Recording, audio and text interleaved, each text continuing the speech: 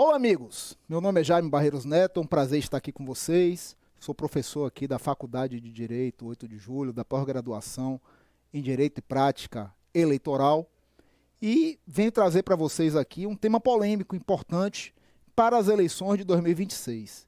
Esse tema diz respeito à nova lei da ficha limpa. Nova lei da ficha limpa já soa como algo polêmico, afinal de contas, se nós recordarmos a história, em 2010 a lei da ficha limpa veio ancorada numa grande mobilização popular, tensionada ali pelo Movimento de Combate à Corrupção Eleitoral, pela Confederação Nacional dos Bispos do Brasil, que apresentou então um projeto de iniciativa popular de lei para combater a imoralidade nas eleições.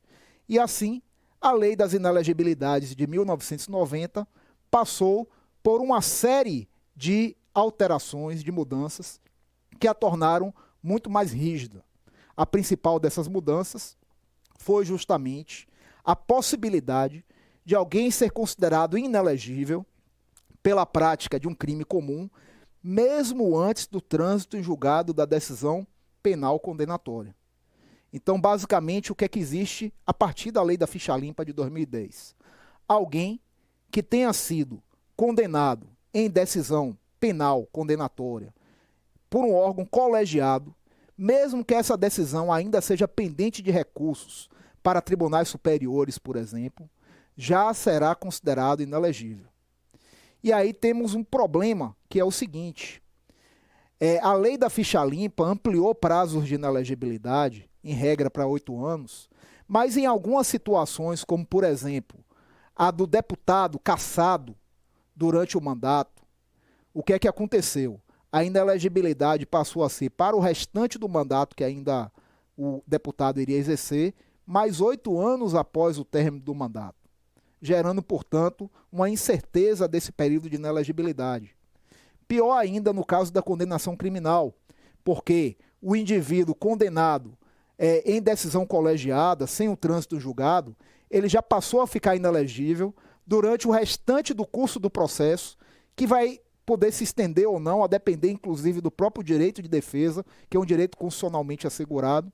Se ele for condenado, ele fica ainda com os direitos políticos suspensos o tempo da condenação, mais 8 anos após o término da condenação criminal como inelegível. É quase que uma morte política.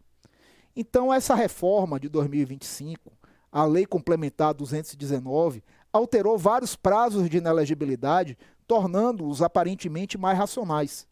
Por exemplo, o condenado por improbidade administrativa, ele vai ficar no máximo 12 anos inelegível.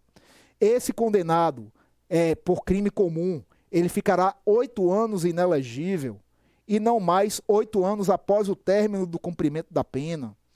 Então, essas situações, aos olhos de muitos, se tornou uma situação de impunidade. Os defensores da lei da ficha limpa passaram a dizer que o Congresso Nacional estava sendo reacionário, que estava brigando pela impunidade.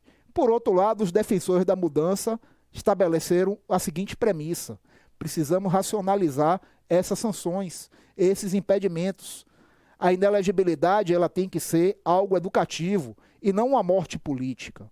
E mais do que isso, deve haver uma previsibilidade e uma uniformidade dos prazos de inelegibilidade, porque basicamente o que a lei da ficha limpa trazia era uma punição ao próprio direito legítimo de defesa.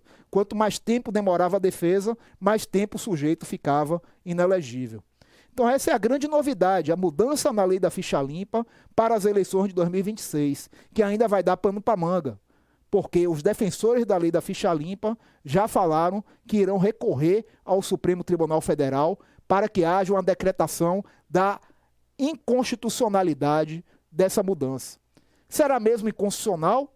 Ou será que foi uma mudança necessária para o aprimoramento do próprio direito eleitoral?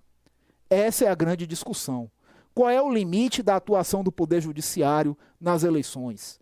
O Judiciário, de fato, deve ser o hipertutelador do eleitor, em nome da moralidade eleitoral, por exemplo, ou as regras eleitorais devem ser mais livres no sentido e menos restritivas, no sentido de valorizar o exercício dos direitos políticos, tanto do direito de ser candidato como do direito de votar. Essas são questões que valem uma grande reflexão, valem um aprofundamento, e fica a dica então para todos vocês, para aprofundarmos o estudo sobre as inelegibilidades e os exercícios dos direitos políticos aqui na nossa Faculdade de Direito, 8 de julho. Um grande abraço a vocês e até a próxima.